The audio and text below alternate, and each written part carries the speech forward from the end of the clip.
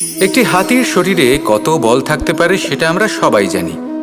একটা প্রহারেই বিশালাকার প্রাচীর ভেঙে পড়তে পারে, কিন্তু সেটা তখন হয় যখন সেই হাতির নিজের শক্তির বিষয়ে কোনো ধারণা থাকে। যদি সেই হাতিকেই বন্দি করে নেওয়া হয়, তাহলে সেই হাতি তার পরাধীন থাকার অভ্যাস হয়ে যায়।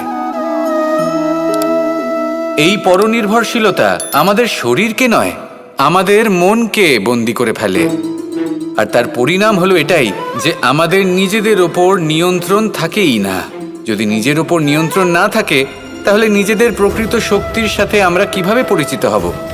সেই জন্য এই সংসারের সবথেকে বড় আনন্দ হলো স্বাধীনতা। এই স্বতন্ত্রতাকে আনুন নিজের বিবেচনায়, নিজের চিন্তাভাবনায়, নিজের জীবনে। কারোর কথায় প্রভাবিত হবেন না। নিজের বিবেকবোধ জাগ্রত করুন এবং এগোতে থাকুন।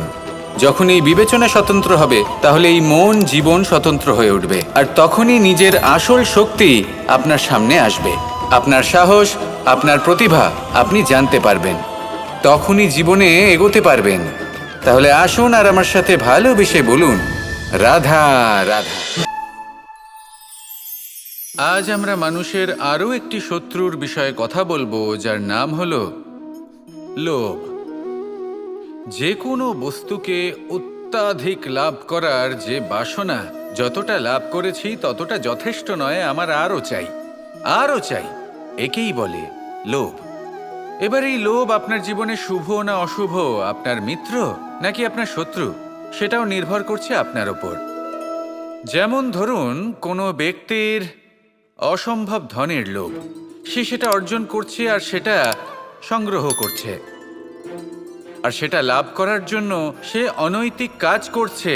যদি এই সব হতে থাকে, তাহলে লোভ কিন্তু আপনার পক্ষে অত্যন্ত ক্ষতিকারক।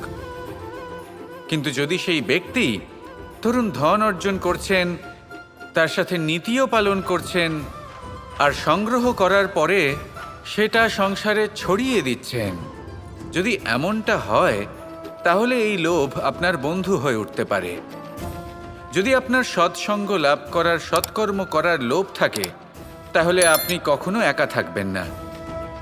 যদি ভালোবাসা প্রদান করার লোভ থাকে, এই সংসারকে সাহায্য করার লোভ থাকে,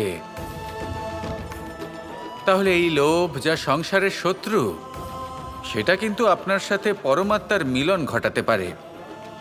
এবার এই লোভকে নিজের মিত্র করে তুলবেন নাকি শত্রু করে তুলবেন, সেই সিদ্ধান্ত আপনারই। আসুন আমার সাথে ভালোবেসে বলুন, রাধা রাধা।